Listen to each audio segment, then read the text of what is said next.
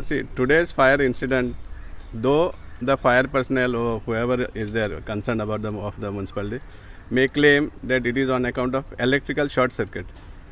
To us, we have to say that this fire incident is on account of the short circuit in the brains of our representatives and all the concerned authorities as far as Sonsodo is concerned. This short circuit in their brains has wiped off their capacity to think of any solution, permanent solution at Sonsodo. And that is the reason these fire incidents are occurring. Time and again, we have consistently been highlighting the accumulation of this dry waste at Sonsodo instead of reducing. But hardly anybody seems to care.